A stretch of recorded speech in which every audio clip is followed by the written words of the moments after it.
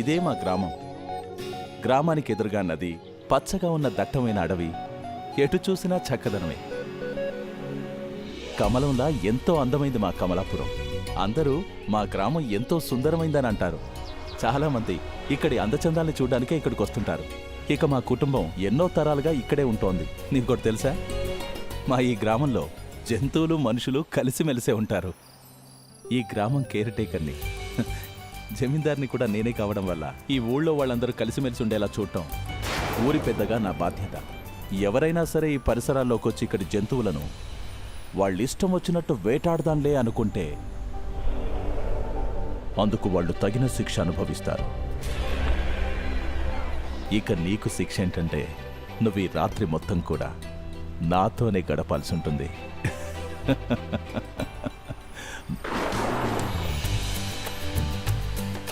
ఎందుకు అంతలా డ్రింక్ చేస్తున్నారు?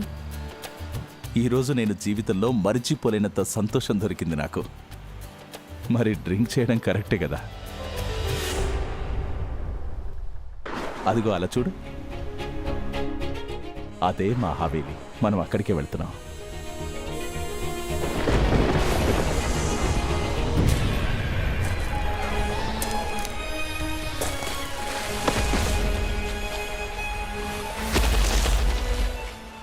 ఇంకా ఎదురు చుట్టం నా వల్ల కాదు.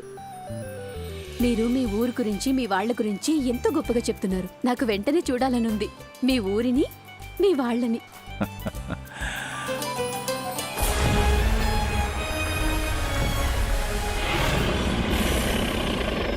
కమలాపురం మనుషులు కూడా అచ్చం కమలాపురంలానే ఉన్నారు, అర్థం కాకుండా. అరే, ఎందుకు ఇలా దూరంగా ఉంచుతున్నావు? ఇప్పుడే కదా మన ఇద్దరికి పెళ్ళైంది. కొన్ని పనులు గుట్టుగా జరిగితేనే బాగుంటుంది.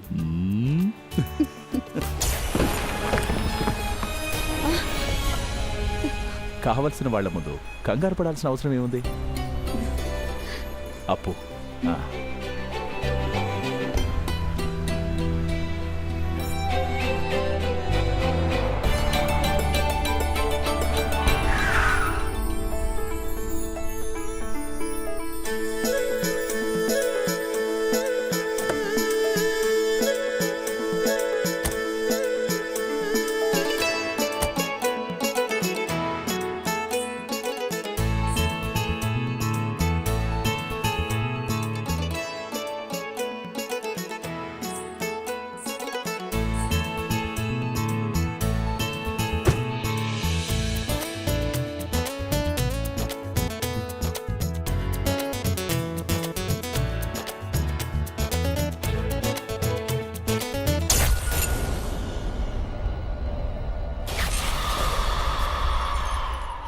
ఏంటిది? కొత్త కోడలు మొదటిసారి ఇంట్లో అడుగు పెట్టగానే లైట్లు ఆరిపోయాయి. లేదు, ఇది శుభం కాదు. ఇది చాలా అపశకునం.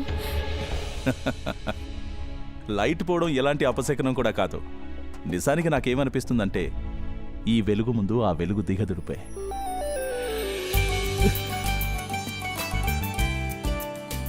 భార్యాభర్తలిద్దరికీ ఫుల్ ప్రైవసీ దొరికింది.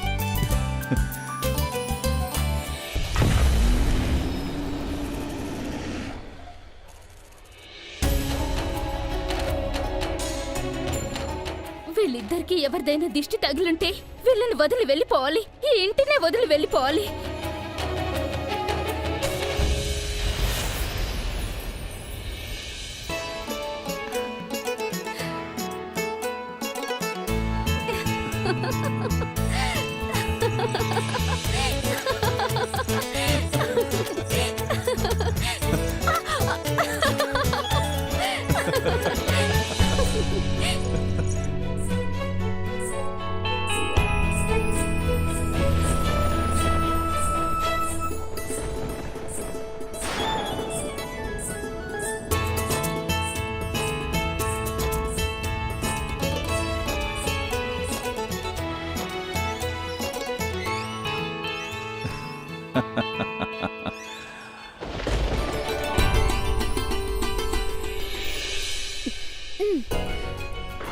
డ్రింక్ సంగతి తర్వాత, ముందు నాకు మీ హవేలీ మొత్తం చూపించండి. హవేలీ? ఇప్పుడు ఈ హవేలీ నా ఒక్కడిదే కాదు, ఇక నుండి మన ఇద్దరిది. నేనే నీ సొంతమయ్యాను కదా. అవును, ఈ రాత్రి కూడా నా సొంతమే. అందమైన రాత్రి. ఈ క్షణాలు మళ్ళీ ఎప్పటికీ రావు.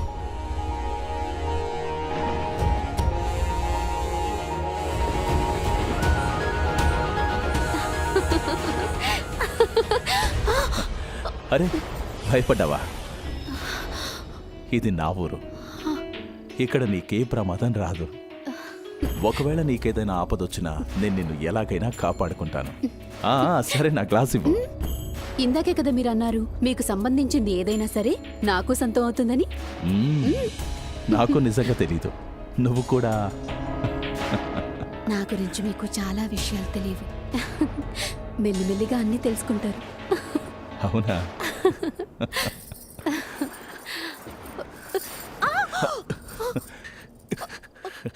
నాకేం కాదు, కంగారు పడకు. నాకు తెలుసు మీకేమీ కాదని.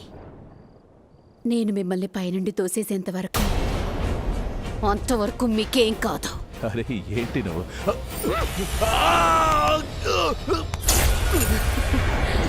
అపరంజిత, నన్ను కాపాడు. ఈ లోయ ఎంత భయంకరంగా ఉందో చూడు. అపరంజిత, నన్ను కాపాడు.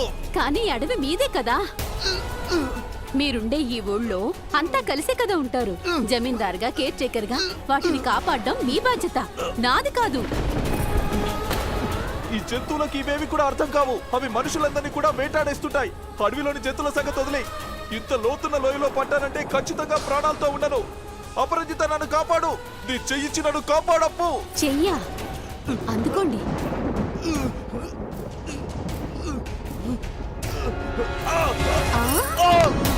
అప్పు, ఎందుకలా చేస్తున్నావు? పిచ్చిగాని పట్టిందా? ఎందుకలా చేస్తున్నావు నువ్వు?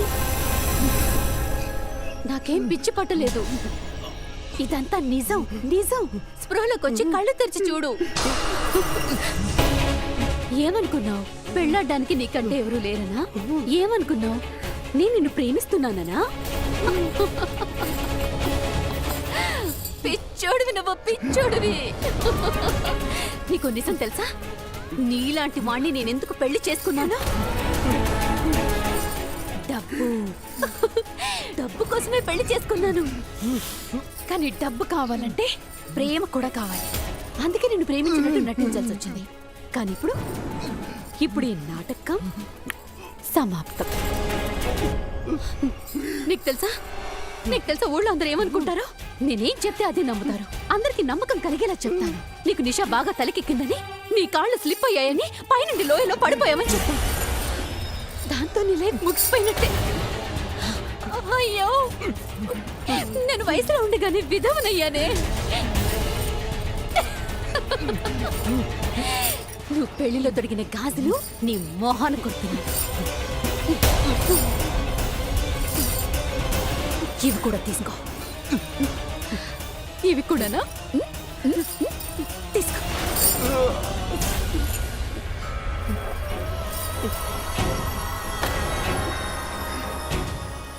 నీ జీవితంలో చివరి సంతోషం కోసం. Cheers.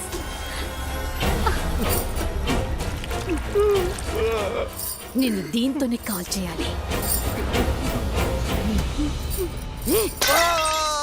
అబ్బో!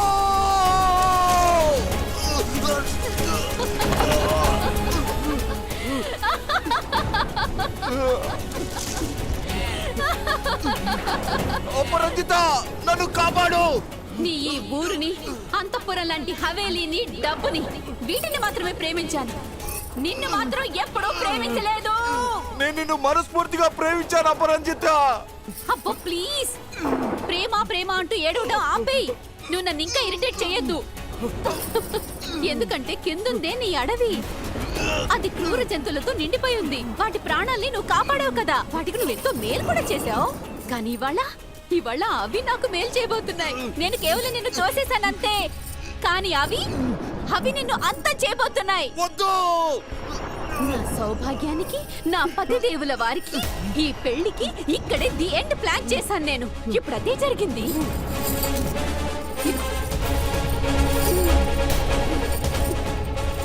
ఇవన్నీ తీసేసుకో.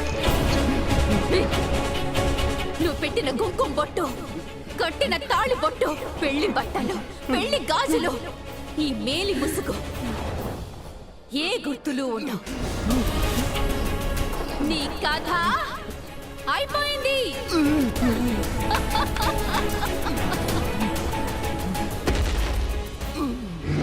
అయ్యో, ఏదో జంతువు వస్తున్నట్టుంది. ఆ అరుపులు నాకు క్లియర్ గా వినపడుతున్నాయి. ఏదో జంతువు వస్తుంది. అది నీ దగ్గరకు వస్తుంది.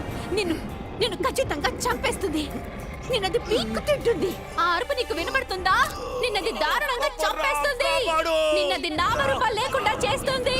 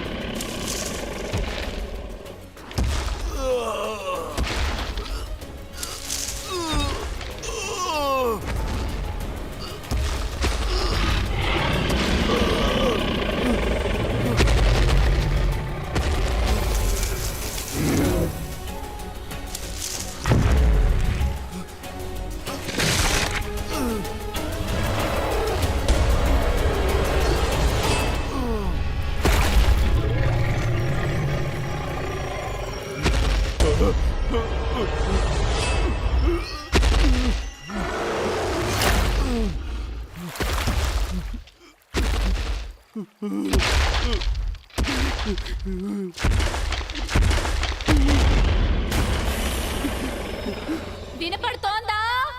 నువ్వు చనిపోయావా లేదా? తొందరగా చచ్చిపోవచ్చు కదా. నాకు ఇంకా చాలా పనులున్నాయి.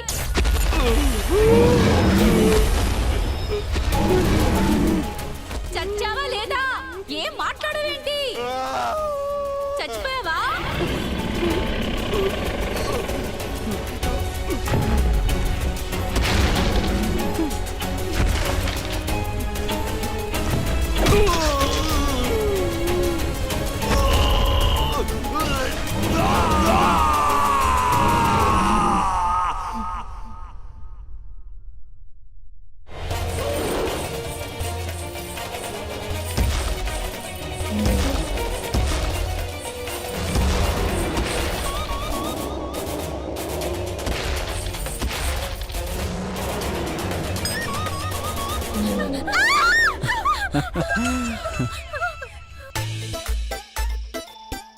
దీన్నే అంటారు గొరిల్లా యొక్క సైడ్ ఎఫెక్ట్స్ అని. హారర్ ఫిల్మ్ చూడు, హానెస్ట్ లవ్ అని ఫీల్ అవ్వు. నీకు భయం వేయట్లేదా రిషి? దేనికి? మీ చెల్లెలు రాఖీని చూస్తే. ఒకవేళ తన ఎంగేజ్మెంట్కి నువ్వు టైంకి రెడీ అవ్వకపోతే తప్పకుండా తను నిన్ను మర్డర్ చేస్తుంది. మై బ్యూటిఫుల్ నాయనా వదిన, మీ మాట నేను అస్సలు చదవదాటను. మై డెవిల్ మరిది గారు, మీ వదిన కళ్ళకి గంతలు కట్టద్దు. అయినా ఇక్కడ ఏం జరుగుతోందో నాకు బాగా తెలుసు. లేదు వదిన, అలాంటిదేం లేదు.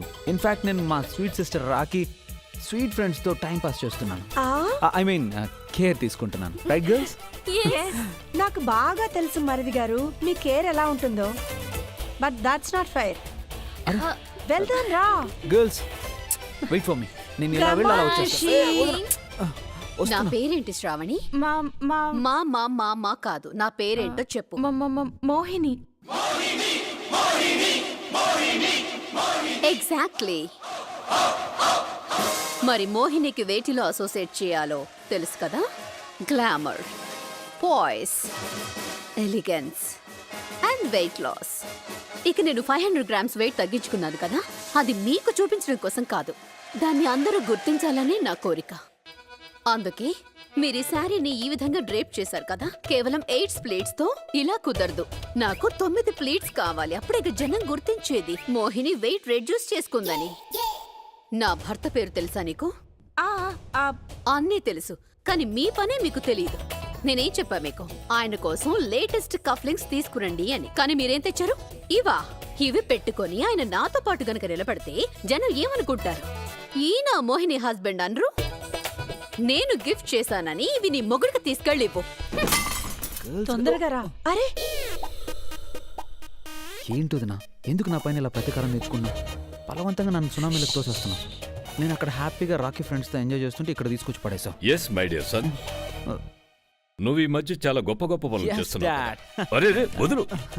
మీరెంతో కష్టపడి సంపాదించిన డబ్బుని అంతే కష్టపడి నేను కూడా సింపుల్ గా ఖర్చు పెట్టేస్తున్నాను. ఆ, నేను కాస్త నా లైఫ్ ని ఎంజాయ్ చేస్తున్నాను అంటే రీజన్ మీరు డబ్బులు ఆ, సంపాదించారు నాన్న సంపాదించిన డబ్బు చిట్టు కాగితాలు ఎగరేస్తూ ఉంటావా? మళ్ళీ నాన్నను పట్టుకుని కరెక్షన్. మీ డబ్బు కాదు, అవి అన్నయ్య సంపాదించిన డబ్బులు. డాడ్. చూడు రిషి, రిలాక్స్. చూడు వాడు. ఒరే రిషి, నువ్వు ఎంత డబ్బులు ఖర్చు చేస్తావో అది నీ ఇష్టం. అసలు నేను ఎవరొద్దన్నారు? నాకు విషయం చెప్పు. నువ్వు నాన్నగారిని చూసిన ప్రతిసారి ఇలా ఎగరడం అవసరమా? ఏ ఐఎమ్ సారీ డాడ్, ప్రతి దానికి ఇన్సల్ట్ చేస్తున్నాడు వీడు. రిషి, నువ్వు మళ్ళీ ఇలా చేసావనుకో, I will kill you. Rishi తొందరగా పైకెళ్ళు, లేదంటే రాకీ విల్ కిల్ యూ. తన కిందికి రాదు కదా. నువ్వే నీ గారాల చెల్లెలతో ఎంగేజ్మెంట్ గురించి మాట్లాడు. తొందరగా వెళ్ళు. నేను ఆ విషయమే మర్చిపోయాను. I have to go. వెళ్ళు. అసలు ఈ దెబ్బ ఎలా తగిలింది వదినా? ఏం లేదు, అది నిన్ను అనుకోకుండా పడ్డాను, అందుకే దెబ్బ తగిలింది. మళ్ళీనా?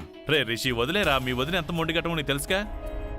చూస్తున్నాం కదా, రోజంతా ఏదో ఒక పని చేస్తూనే ఉంటుంది. చేతులు కాళ్ళు ఎక్కడ పెడుతుందో తెలియదు. Then what this? ఎందుకు ఇంత కష్టపడతావు వదినా? ఒరే రిషి అన్నయ్య, నిజంగా నువ్వు అనుకుంటున్నావా వదిన్ని జాగ్రత్తగా చూసుకోవాలని? అయితే నువ్వు ఒక పని చేయి. తన కోసం అందమైన మంచి మనసున్న ఒక అమ్మాయిని తీసుకురాజుగా. నీకు భార్య తొందరగా వస్తే వదినకు చేతులు కాలకుండా ఉంటాయి. అవునా? నాకే సలహా ఇచ్చేంత గొప్పదాని చెప్తాను. Ready. వదినా, ఇందాక టీవీలో చూసిన గొర్రెలను తన మీదకి వద్దాం. అప్పుడు అసలు గుర్తొస్తుంది. మజా ఏంటో రాకీ ఎక్క చూపిస్తుంది. వెళ్ళు. మళ్ళీ మర్చిపోయాను. Rakhi my sister, I will be there. నీతో పాటు దెయ్యాలకి దడబుట్టించి ఆ దెయ్యం ఉందిగా, తనతో కూడా నాకు పని ఉంది. My sister. నిషా, రోజంతా ఇలా కామెడీ షో అయినా లేదా డ్రెస్ చేంజ్ చేసుకుని వచ్చేదేమైనా ఉందా? yes ma'am.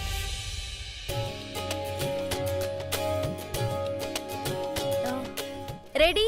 సారీ రాఖీ, నువ్వు తెచ్చిన ఈ సూట్ నేను వేసుకోలేను. ఎందుకు? నువ్వు ఈ సింపుల్ సూట్ వేసుకున్నావేంటి? హే రాఖీ, నా కోసం ఇంత కాస్ట్లీ డ్రెస్ తెచ్చావు కదా, నా దగ్గర అంతకంటే కాస్ట్లీ ఐడియా ఉంది. దీని మీద ఉన్న ప్రైస్ ట్యాగ్ ఇప్పుడు నేను తేను. ఈవినింగ్ నేను దీన్ని చాలా జాగ్రత్తగా వేసుకుంటాను. ఆ తర్వాత షాప్ వాళ్ళతో దీన్ని ఫిట్ అవ్వలేదని చెప్పి రిటర్న్ ఇచ్చేద్దాం. మీ డ్రెస్ మీరు తీసుకొని మా డబ్బులు మాకు ఇచ్చేమని అడుగుదాం. ఓకేనా? నీ ఐడియా కూడా అచ్చం నీ మొహం లాగే ఉంది. ఏయ్.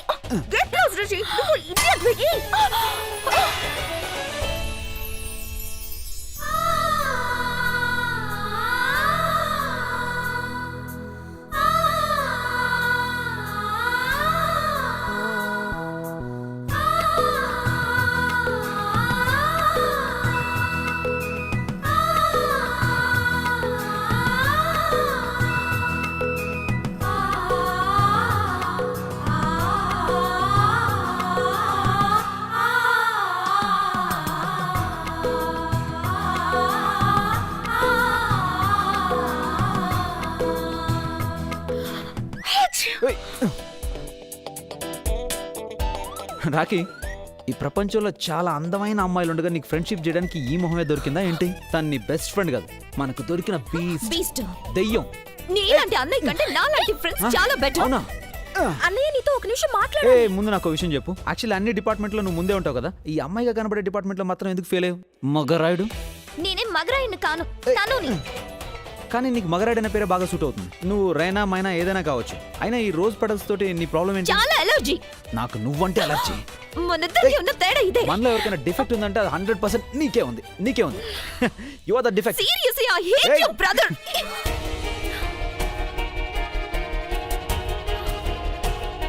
అన్నయ్యతో నేను ఇప్పుడే మాట్లాడాలి.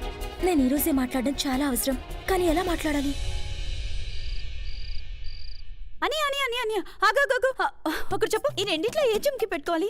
ఇది పెట్టుకోవాలా, ఈ డైమండ్ పెట్టుకోవాలా? తొందరగా చెప్పు, నేను సన్నగా కనబడాలి. అరే జరుగు. వదిన, నువ్వే చెప్పు, ఈ రెండిట్లో ఏది పెట్టుకోవాలి? ఓ పంచి, ఈ రెండిట్లో ఏది పెట్టుకుంటే సన్నగా కనపడతావో అదే పెట్టుకో, సరేనా? వదినా, ఐ జస్ట్ విష్ నాలో ఎక్స్ట్రా వెయిట్ అస్సలు ఉండకూడదు. ఒకవేళ ఉన్నా కూడా పూర్తిగా zero grams ఉండాలి. కానీ అది సాధ్యం కాదు. నమస్కారం. నమస్తే అంకుల్. నమస్తే. అంటే అంకుల్ మీరు చెప్తుంది ప్రతి ఒక్కరికి వర్తిస్తుంది. నేను చెప్పింది ప్రతి ఒక్కరికి వర్తిస్తుంది.